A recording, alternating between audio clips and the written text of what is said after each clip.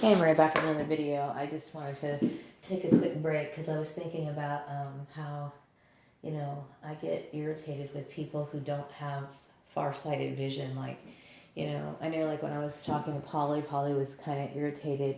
I had gotten this discussion with her. This is probably when she was making up her mind that she was going to destroy my job. But she said, why do you need to have a job? Focus things on, retirement and stuff. Nobody else has that. Okay, that's not the point. The point is, I'm farsighted. I care about my security, what's going to happen to me tomorrow, And so, it irritates me that other people felt like they had the right to make a decision for me, especially since I never invited her into my life. She's extremely intrusive. God, I'm so glad, that, I'm making this video. I'm sure she knows that I want her to get out of my life. I'm sure everybody knows that already. I was thinking about sending her a letter, but I'm not sure if that's necessary or not. But yeah, I make my decisions. I don't want other people involved in my life decisions. I just don't. But yeah, I'm the only person who knows what makes me happy, and I'm tired of people who think, oh, Maria needs this, and Maria can like this person, or whatever. No, believe me, I'm not going to just like somebody or grow to like somebody or try to get to know somebody, especially if they're like way out over the top majorly like in the social scene. I'm not like that. I believe in having just a small group of intimate friends, and that's, I already told you how it is in groups of people. Most people are not your true friend, just like everybody who got involved in my gang stalking are not my true friends. And so I have to be very careful about that, especially like I know people are making assumptions. I don't know exactly what kind of assumptions they're making on Facebook, but anybody who gets involved and spends their time literally plotting and organizing to, basically engross themselves in that kind of gossip to the extent that they did, why would I want to have anything to do with someone like that? I'm the kind of person who, I like to confront people and talk directly to people. I don't like, I'm just not a gossiper. I'm not. It's not to say that, if let's just say, for example, I had a neighbor and, she, I don't know, got a new dog or something. I might mention it, like if I saw the dog and mention it that it was cute or something. But I don't believe in just tearing people down. Why? Because I learned from experience how much pain that can cause a person. And so I've learned a lot through my life. And a lot of people, they haven't. They just run their mouths and they they haven't really gotten to the point of in their life. They never had to experience something like, being gossiped about or being plotted against or something like that. But I have. So I'm very sympathetic to other people because I've dealt with it myself. So, I'd rather not be around just anybody. That's how I feel. And I'm right to be that way.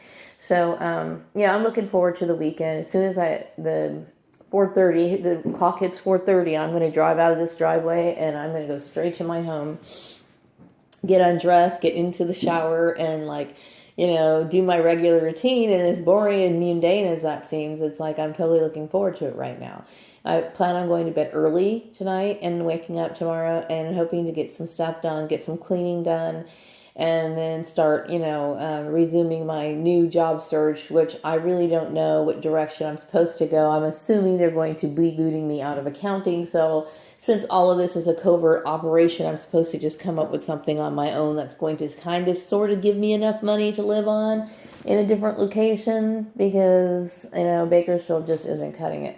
And I will say that Bakersfield it's not, it's just, I need to get away. It's like somebody who's experienced major trauma. And then, I feel like what happened to me, I almost feel like it was like somebody raped me or, molested my child and made me watch and I couldn't do anything about it. That's how I feel, because it's like you're telling people, please stop doing what you're doing. You make videos, you say what you need to say, you're making phone calls, you're trying to explain. People aren't putting two and two together.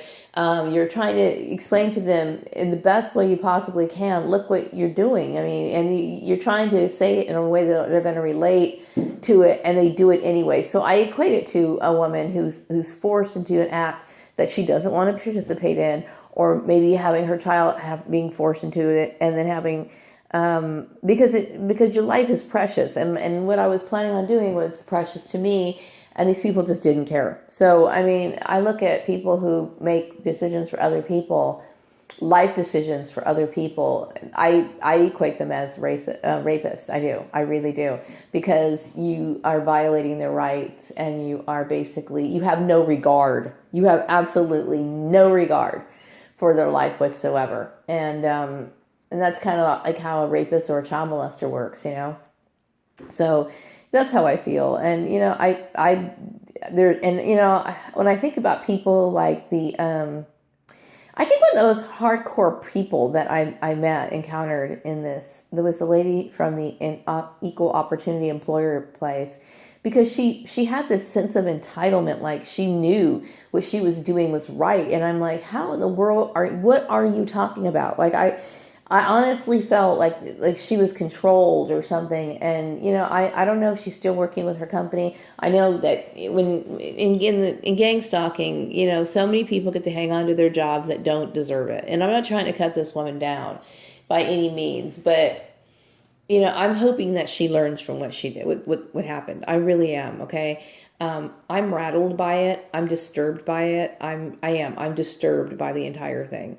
Because, you know, like I said, I'm not trying to be, it's not about being naive. You know, in some ways, okay, I guess it is naive, because I'm assuming that people know these things, that they know what an equal opportunity employer is, or if they have some, if they represent a company in any way, whether they're a manager or owner or whatever, they know what those titles represent. They know what they mean, you know, and that would make a difference, especially since the owner of that company is a Black woman. And I would think that that whole company would be about that culture. But when I'm saying culture, I'm not saying Black culture. Seeing how they were known as being an equal opportunity employer, that they would have been properly educated on it. But then again, people are usually, you know, thoroughly educated on the sexual harassment issue, and look what happens all the time.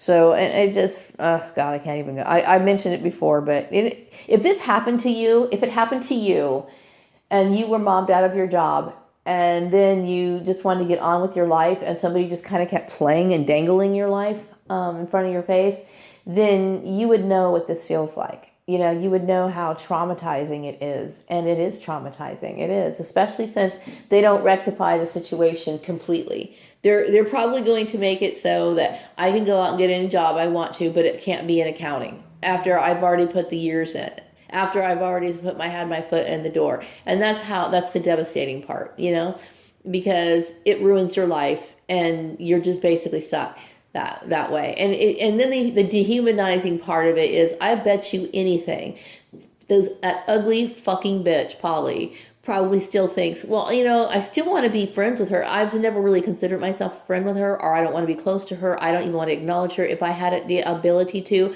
I would kill that woman. I would fucking chop her into a million pieces and laugh, okay? So the fact that they think, well, maybe there's a chance that we'll still, you know, we could still be friends, or we could kind of rectify this, or maybe you'd still want, she calls him Joey, maybe you'd still want Joey. Fuck you, okay? And I'll tell you why. Because how dare you take something that was important to me and then turn around and just kind of shrug your shoulders and like, well, you'll be okay. You'll make it some way. You'll get by one way or the other. That makes absolutely no sense. Okay, that's like, you know, your father being a farmer and somebody setting up fire to his barn, or you're killing off his livestock, and then just saying, hey, you know, we should be friends now. That was your means of survival. I mean, good grief. You know, it's like, God, the stupidity of these people. Hell no, we can't be fucking friends. You know, go kill yourself. Gotta wrap up this video. Have a good day.